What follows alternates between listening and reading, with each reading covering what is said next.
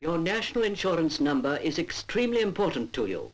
Make a note of it so that it's always at hand.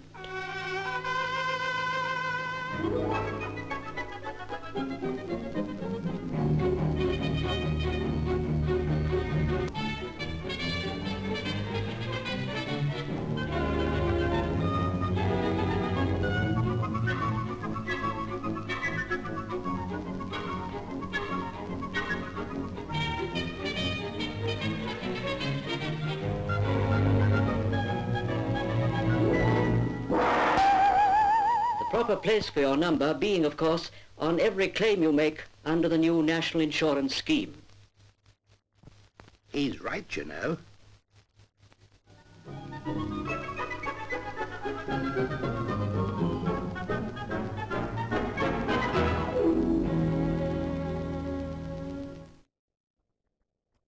On July the 5th, the national insurance scheme begins. And to run the scheme smoothly, everyone must have a contribution card and a national insurance number. Watch the newspapers, and if the announcements apply to you, get a national insurance application form from any employment exchange or post office. When you've filled it in, send it to the nearest employment exchange. And in return, you will get a contribution card, which will be the key to your benefits under the scheme. Read the instructions carefully, look after the card, and remember that the number is important. Help the ministry to help you.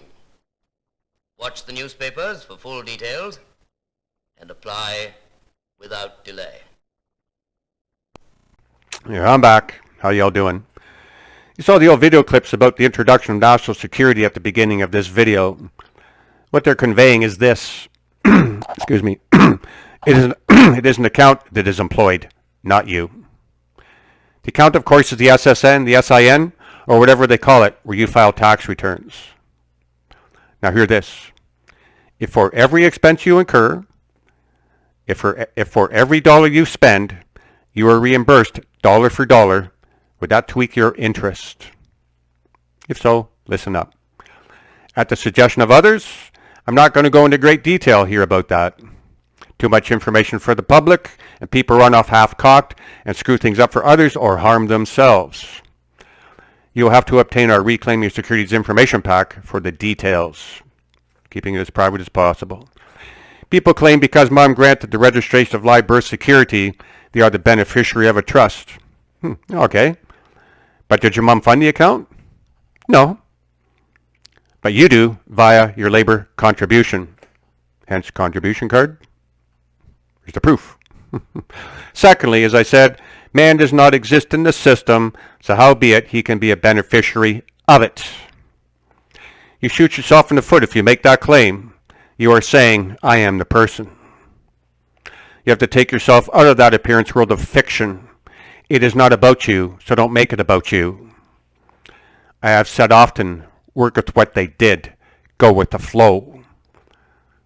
They set the system up that they, the countries, get the benefit of our credit derived from our labor, and they own everything.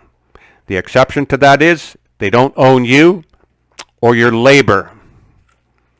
Now, evidence that they own everything is this. When people file a tax return, to whom are you accounting? To whom do you report?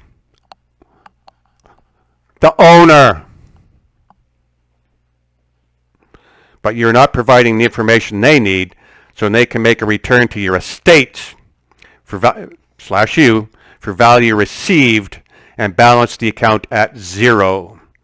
By not providing that information is the cause of debt and why you are an enemy of the state. This is not limited to Canada, what I'm talking about here. Now there is a maxim of law. He, she, it that receives the benefit ought also bear the burden. The onus is on you to establish that. We're talking about here, in part. So I say again, if for every expense you incur, if for every dollar you spend, you are reimbursed dollar for dollar, would that tweak your interest? It should. Do the math. Those receipts are securities that are exchangeable dollar for other securities, such as banknotes. And on that, I'm done. I've said all I've come to say. I love you. God bless. And remember, the light of God never fails. It's not possible. Love you.